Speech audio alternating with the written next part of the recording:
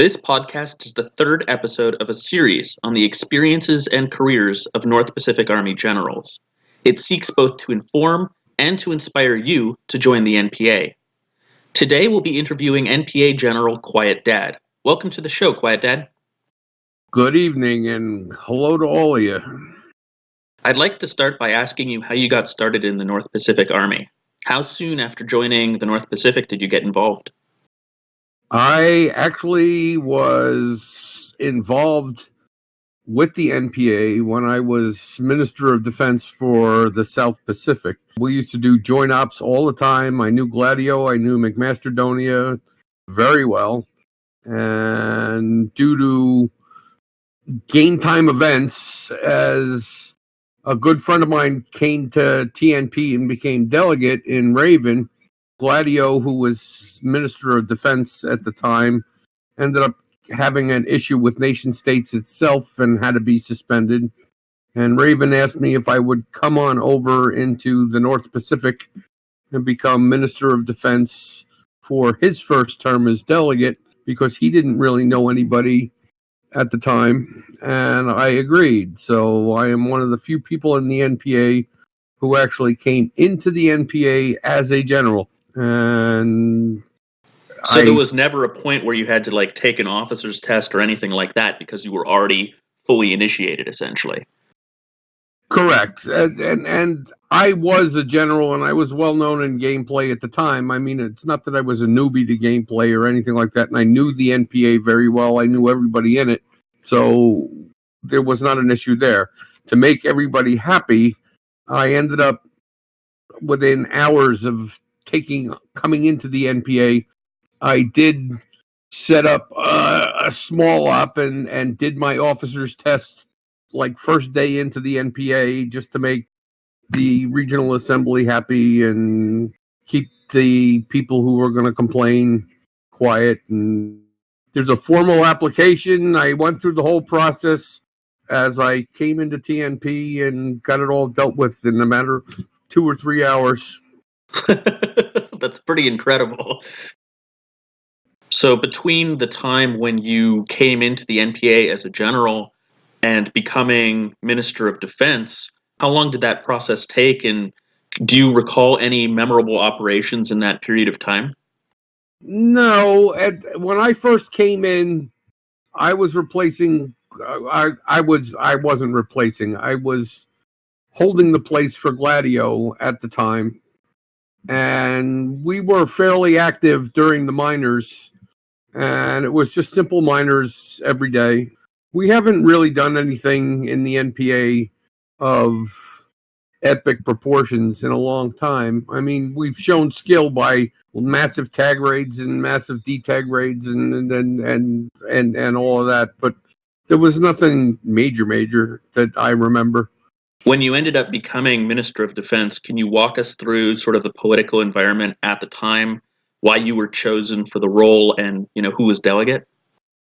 When I came in, Raven had just been elected delegate probably a month after Gladio had been suspended from the WA for 6 months. McMasterdonia was interim Minister of Defense at the time, appointed before Raven was elected delegate. And when Raven came in, he wanted his own person there and asked me if I would come over. And McMasterdonia and I knew each other already, so it wasn't there wasn't any evil feelings between people or whatever. And Raven did a lot of good things for TNP, but Raven will always be Raven, and we don't need him anymore anyway. So there was no love lost between NPA people, and I think at the time McMasterdonia was not ready to be Minister of Defense anyway, and just took it over in the good of TNP. I served for 2 terms, I think, and once Gladio's suspension was lifted, I immediately resigned as Minister of Defense, and Gladio was reappointed. Gladio will always be Mr. TNP, and or Mr. NPA to me, and that's just what it is. So once you were in office as Minister of Defense, were there any key decisions that you made while in office that affected the NPA still to this day? I'm trying to think. I ended up like every other Minister of Defense, their first 2 weeks in the job is the regional assembly calls and people screaming and yelling. As Minister of Defense, you have to figure out the formalities of it, what you have to post, what you have to tell, what you need to clear, what you need to do, whatever. And there are those it was more so at the time, not so now, that every single little mistake got 17 people jumping down your throat in the regional assembly, but they forgot who they were dealing with. I cleared a lot of things up, I think, real quick, and formalized things a lot better. But they were things and processes that were already started. I just combined them and we don't need 17,000 reports and having to report in 19 places what we did to make 16 people happy. And we just, if you want it all, it's all here. It's not for us to follow you, it's for you to follow us. With regards to commanding the troops, can you discuss your leadership style while in office? My leadership style was, and it will always be, is number one, be there for the new recruits coming in to ask questions and don't make them feel stupid when you answer it. You lead by, it's lead, follow, or get the hell out of the way. And I had no problem in leading operations where I would trigger and let other people point. I still have, and I haven't used and haven't been there in a while, I have my own region and a puppet sitting in it that founded it.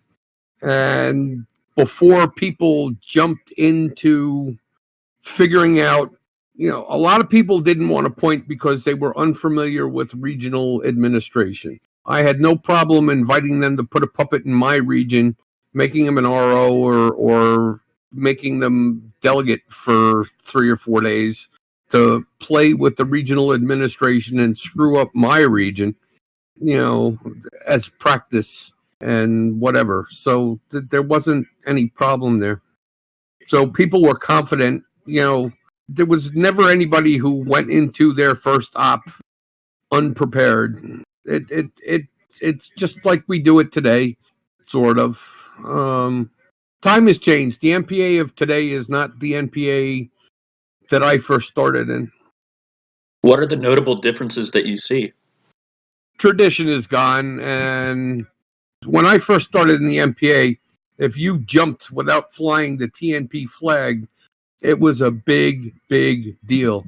Now people do it all the time and nobody cares. That's just the way it is.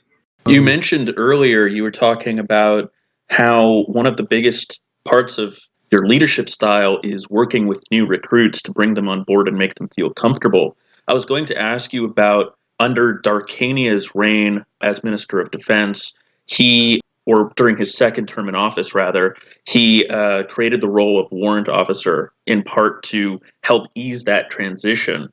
Do you think that that role is beneficial to the North Pacific Army? My only problem with warrant officer is Darkania did it, and Darkania and I go back a long time, so I don't have any issues with Darkania. But the problem I have with the current warrant officer scenario is that the new leadership and newer MODs are not comfortable with it or don't know how to implement it correctly. And the old way with the officer's test, it was really up to the individual to feel comfortable enough to say, hey, I want an officer's test, schedule an op, do a DTAG and become an officer. It was more on the individual to get themselves into a leadership position than being told by the high command of the NPA, all right, we think you're good enough to be one of us. And it's a matter of personal preference. I'm a firm believer there's 1,000 ways to do things and they all work. It's a matter of just everybody being on the same page. And if I were to be Minister of Defense again, I would go back to the officer's test. And that's personal preference, not right or wrong. So while I know that you just mentioned that there's a certain loss to tradition in the modern NPA, is there anything today that still gives you a sense of pride when watching the NPA perform operations? The one thing I like about the NPA is I've been associated with it for a couple of years, even before when we used to do joint ops when I was running the SPSF, is that there's, of all the armies and organizations, there's never internal squabbles in the NPA. Everybody gets along, everybody just does it, and everybody just, it's a very peaceful environment internally. And if you do screw up and you do miss and you do things, everybody laughs and we move on. It's not like, oh my God, you're going to destroy everything and whatever. It's a bunch of people who actually know how to get along and not fight and argue, that nation states is famous for across the board. And that's one of the things I like the most about the NPA. And moving forward, what do you see as the future of the organization? I see in the future the NPA not changing much as to what it is already today, as the fact that we have a system that works, and why fight the system. I mean, new ministers of defense come and go all the time, and personal flavors are put in for a term here or there. So I don't see it changing that much. Not that I don't want to see change. I understand the history of the NPA. I understand that it represents the North Pacific and it's not its own entity, and it's, in some ways, it could be the delegates' play toy. I have certain issues with the current structure of the NPA, that while it works the way it is, there's plenty of loopholes involved, that it could be screwed up in a minute. And I'd like to, at some point, see them plugged up and hidden and put aside or whatever, so it doesn't happen. And the other thing that I would like to see the NPA change is, in gameplay, the NPA is the biggest, most effective fighting force in the friggin' game, and nobody knows us, and we are routinely taken advantage of. And I sometimes, I don't want to say get annoyed, but I have an issue with the fact that people will come and ask us to do a join up with them to liberate, detag, raid, do something. And 3 of them will show up to 14 of us showing up. And then when there's 4 organizations in a join up, when recognition is given, it's always the last line of the recognition. Oh, and we were helped by the NPA. And it's like, you weren't helped by the NPA. The NPA made this successful. You know, the NPA needs better recognition in gameplay than it has.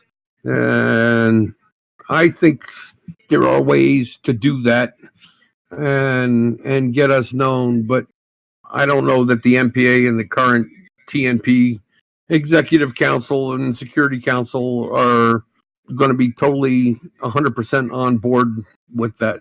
I don't know. I just think the NPA should be bigger than it is, personally. And I hope to see, as time goes on, that recognition to become more and more.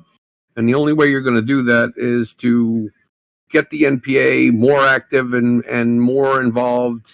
We do a lot of sterile detags and raids and on sterile nations, and I think the NPA needs to get involved in raiding or detagging or liberating known situations in the game to say, never mind, we're here. Would you ever consider accepting or taking on the role of Minister of Defense again? You never say never. Would I be Minister of Defense again?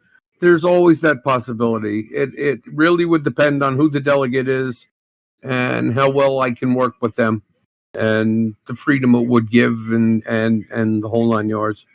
I could see myself being Minister of Defense again at some point. I'm not, I don't have to be Minister of Defense again, so I'm not actively campaigning for it. But if somebody asked, I mean, I feel enough for the organization that if it was best for the organization for me to be Minister of Defense, I would take the job again. What do you see as your legacy to the NPA? It's the fact that I haven't rage quit 19 times, but I don't know that I have a given legacy. I mean, McMaster Donia was one of the original founders of the NPA and got it started. Gladio is the one who made the NPA what the NPA is, and pushed and got it going and the whole 9 yards. If I had to be truthful in what I thought my legacy was, is I have survived a half a dozen personal attacks against me in the North Pacific and I'm still here, and everybody that came after me is no longer here. So it is what it is. So I have outlasted all the attempts to get rid of me. What do you consider the most important lesson that you have learned from your experiences with raiding and defending? The most important thing I've learned in raiding and defending is you need both raiding and defending to have gameplay as something fun to do. Whether you make everybody raider or everybody defender, if everybody turns defender or everybody turns raider, gameplay ceases, so it doesn't matter. So you need both opportunities. The one thing I tried to do in the South Pacific, and I just brought it up in the forums, that as a feeder region, we get hundreds of thousands of people in it, and I understand people who are moralistically defender and moralistically raider, and there's no issue with that. But as a feeder region, my feeling is the North Pacific Armed Forces, which is what's in the charter, should handle both. I mean, there's no reason to have, like, say, a Navy that's solely dedicated to raiding and an Army that's solely dedicated to defending and liberating. And let people join either or both, and give people opportunity to play on either side or whatever and figure out where they want to be without trying to tell them this is the way we do it and this is the way you will do it, or you will go away and find another place. I just think the armed forces would get much, much bigger as you gave people who want to be moralistic the opportunity. We have these areas for you to be moralistic. It would give identity. While the armed forces could be independent, you would then have a certified raiding group and a certified defending group, and they could then become known for being what they are, all under the umbrella of the North Pacific. And it would just be more recognition in different ways, doing the same thing we're doing. I mean, I just don't. I see that as a possibility, but apparently for the newer people, that's just too complicated to understand. What do you see as the most enjoyable part of RNDing? Again, the friendship and the camaraderie of the group that you're raiding or defending with. And when you first start nation states and you're an issues and endos kind of person, that's all you think the game is. And then you find the forums and you start making comments and 15 people yell at you, you're an idiot, go away, don't whatever. And again, the most enjoyable part about it is being with a bunch of people who get along, and you jump and you tag and you raid and you do all that. But the conversations that go on directing it are not 100% focused on that. You have good conversations and good times, and you develop a lot of friends in the game. So at this point in the interview, I think it's best that we start talking about new cadets. I asked that question of you because I suspected that your answer would in fact be friendship and camaraderie, because we're trying to get many new nations to consider joining the North Pacific Army. So why should nations get inspired? What about the North Pacific Army do you think makes the organization stand out as something that they should become involved in? It's just another activity within the North Pacific that, if you don't want to role play, if you don't want to get into government, if you don't want to be somebody's minister, deputy minister, if you don't want to play, it's just another activity to do. Like I said, I have been in the game since 2008 in nothing but the feeder armies. I actually started in the West Pacific, went to the South Pacific, and now I'm in the North Pacific. No one has ever successfully come up with a way to increase recruiting into gameplay in a feeder region ever. Well, we can try. And you know what? And you never fail until you stop trying. As long as you're trying, you haven't failed yet. You just haven't found the right path. Getting people into gameplay has been a task with 30 some odd members in the NPA. I mean, we've got 20 more members than the next leading group. So, I mean, are we unsuccessful? How do you measure that? I mean, yes, the NPA should have more people in it, but how do you get them there? I don't know. And one of the problems is you have with new people in feeder regions is as long as people are focused on how many endos do I have, they'll never come into the armies. So I don't know. I like I said, I really don't know the secret magic trick of getting people to come into the NPA besides making it visible and having people know that the NPA is not only exists, we are one of the biggest, most effective fighting forces in the game. And until we start getting that recognition in gameplay, it's hard to get people in. And I wish I had an answer to say, snap my fingers and say, if we do this, we'll get a dozen people in. Yeah, in the North Pacific, we definitely have those two competing philosophies where we're trying to encourage regional security through WADP endorsements, but we're also trying to encourage people to join the NPA and increase the effectiveness of our fighting forces. And they're like fundamentally at odds with each other, and it's a challenge that each administration faces. This is the approach that McMacedonia has taken, and we're trying to create these sort of informational podcasts to increase the effectiveness of recruitment, but it's just, one more tactic, and we're going to see if it works out. Personally, I'm skeptical, but hopefully we can get somewhere with it. But even with the whole get as many endorsements as you can and do whatever, I mean, if you want to do something like that, you get a lot of people who come in and use the tool and massively tart once or twice, maybe for a week if you're lucky. To get back to that core experience of being part of the NPA and being part of the raiding and defending community, you started within the NPA with a tremendous amount of experience. So you might not be as connected to the experiences of new cadets joining into the NPA now. I was going to ask from before, what sort of training can new cadets experience as they get started within the North Pacific Army? For someone who doesn't have any of that experience, for someone who doesn't really know how the game works, is there some sort of training program that gets them up to speed, that builds those connections and memories that experienced players like yourself have? I just think the only way people are going to see what it is to experience it. You can't write the in any sort of form that's going to capture what the experience really is. Right, it's something that you just have to go through, and the more that you experience on your own, the better off you're going to be. So being active and getting those experiences is the only way that you get better, is what you're saying. Your first mission, walk through your first jump, teaches you everything you need to know about the game.